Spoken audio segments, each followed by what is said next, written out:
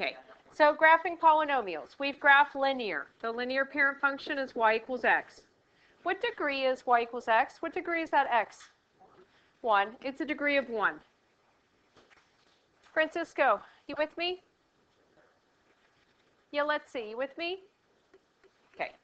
A quadratic. What's the parent quadratic function? X squared. Good. What degree is the x? 2. That's its exponent. Cubic. We just finished that. Y equals x to the third power. Its degree is 3. And then quartic is new. Y equals x to the fourth. And we're not going to do a whole lot with quartic. Just raise your hand if you have a question. You need to be quietly listening. This is new, and so you're not going to get it if you don't pay close attention today. So we have some pictures of those graphs and what they look like, and there's some patterns. Okay?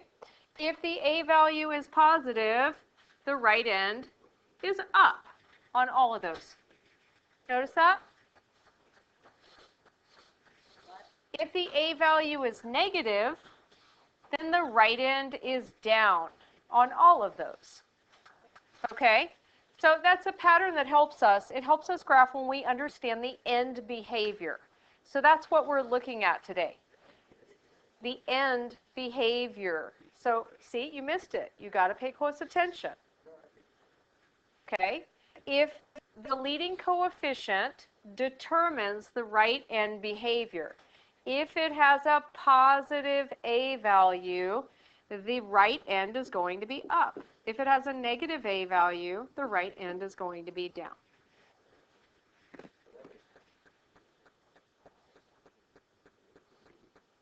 Step 2, when we're graphing, we need to look at the degree. So the degree determines the left end behavior. So we talked about the right end. If the a is positive, the right end is up. If the a is negative, the right end is down. To determine what the left end does, we look at the degree. If the degree is an even number, then the left end, so here's the right end is up, the left end is the same. If the right end is down, the left end is the same. Okay, that only happens if it has an even degree. When you look at an odd degree, that's not true. Let's look at 4. 4 is an even degree. So when the right end is up, the left end is the same. When the right end is down, the left end is the same. So if it has an even degree or an even number exponent, then it tells you that it's going to be, that left end is going to be the same as the right. It's going to be the same direction as the right end. Now, odd degrees are different. If we look at the odd degrees, like 1 and 3, if the right end goes up, the left end goes down. If the right end goes down, the left end goes up. So we call these opposite. The left end goes the opposite direction as the right end, only for odd degree. So if it has an odd exponent, then it is opposite the right. Okay, it goes the other direction. So that helps us when we're graphing.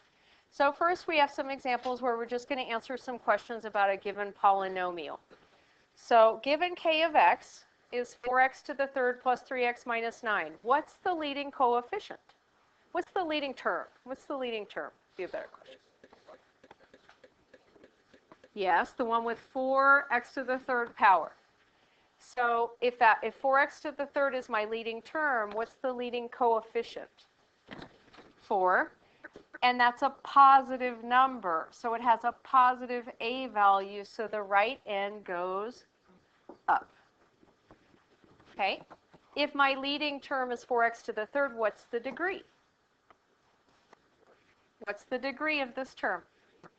3. Francisco, you should be taking notes. Get out a pencil. Put your book bag down. Sit up. It'll help. If you don't take notes and you don't pay close attention, you're not going to get this. Yeah. Yes, we're looking at the degree is the biggest exponent. Good. It's odd. So it's in the opposite direction of the right end. So that means the left end is down. Very good. So let's look at the second example. G of x, they give us 7x minus 8x to the 6th power plus 13x to the 5th minus x to the 3rd. What is the leading coefficient? Good. It's not always going to be written in descending order. It's supposed to be. You have to look through the polynomial and pick the term with the biggest exponent. So what's its leading coefficient? Negative 8. So it's a negative number. It has a negative a, which means the right end goes down. Good. What's its degree? No, 7's the coefficient for this term, but this isn't the leading term.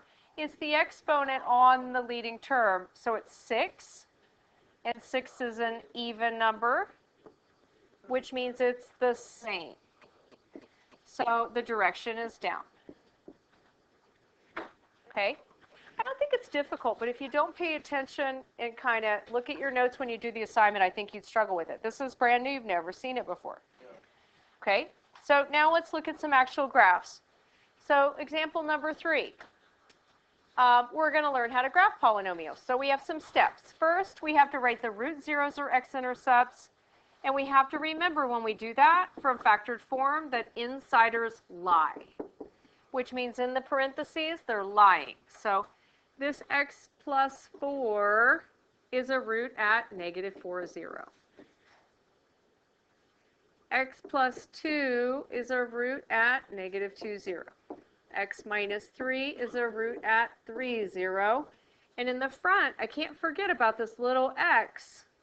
So it doesn't look like a binomial, but it's still part of my answer. I would take that x and set it equal to 0. And so that tells me there's a root at 0, 0. So I have 4 roots, which makes sense because this is quartic. There are 1, 2, 3, 4 x's. So let's look back at our graphs for just a second. If I pretend that this is an x-axis, oops, I didn't do a very good job drawing it. Let me draw another one. If I pretend that this is an x-axis, this is where my roots are. So a quartic is going to have 4 roots. A cubic's going to have 3. Quadratic has 2 and 1. Good. So as you're kind of learning about these different kinds of polynomials, that kind of helps to know how many roots you should be looking for. So this one's a quartic.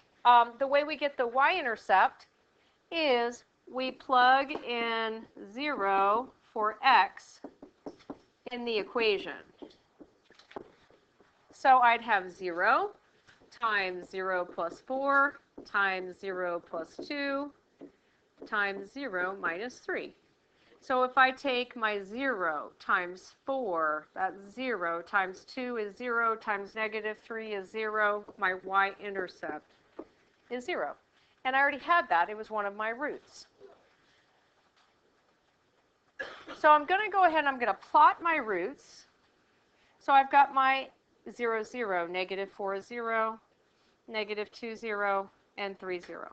And then to finish the graph, we want to think about its end behavior, what it's going to do. Where does it start? So my leading term, I have to figure out what my leading term is. I have x in the front. It has a positive 1 in front of it. It's invisible. And so I multiply all the way down my x's. So positive 1x times 1, 2, 3, 4. My leading term is positive 1x to the 4th.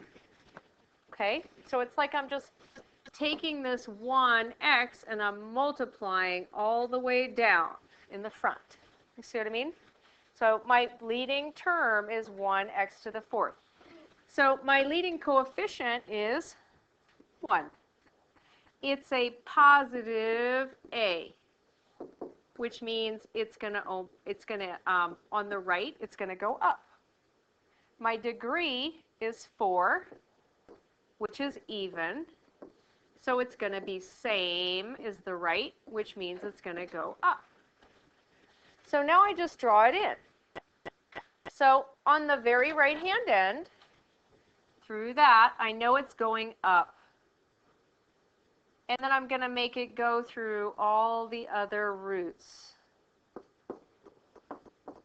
So on the right end, it's going up.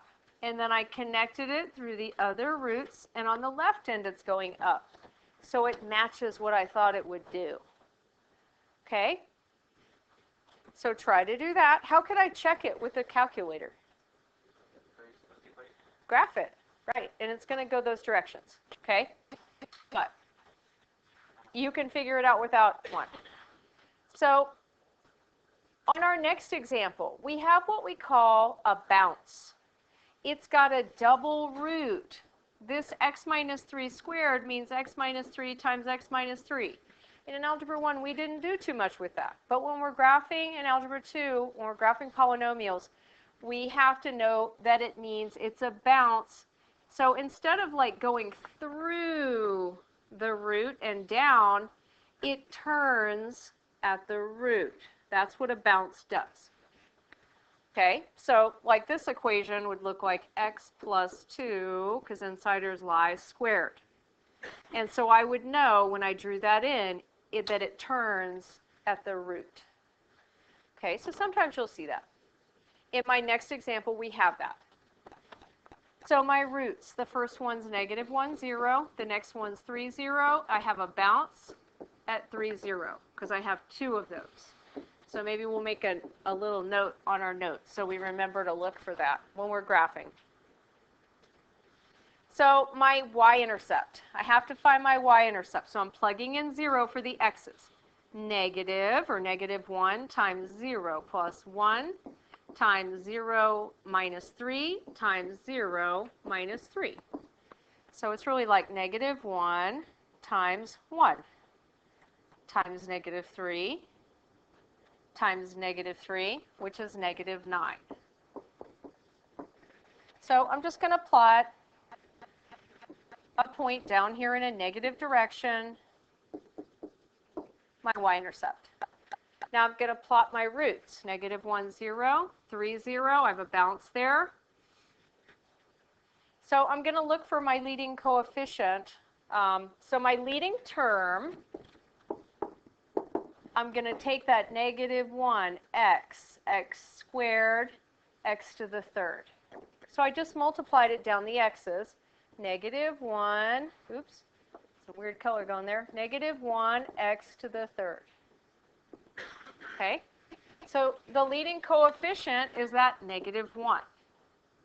So it is negative. It's got a negative a, which means on the right it goes down. The degree is 3, which is odd. So it's good. It's opposite, so it goes up. So when you draw it, just start from the right hand. So this is going to be going down. And then it's a bounce. So it's not going to go through it. It's going to turn, go through the y-intercept, and go up. Okay, so a bounce just turns right at the root. Okay, and it matches what we did.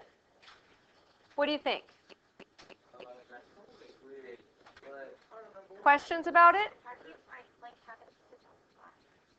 How did we get the y-intercept? You just replace all the x's in the original equation with 0. So, so really it's like negative 1, and then times 0 plus 1 is just 1. 0 minus 3 is negative 3. And 0 minus negative 3 is negative 3. So I get negative 1, positive 3, negative 9 when I multiply. You see what I mean?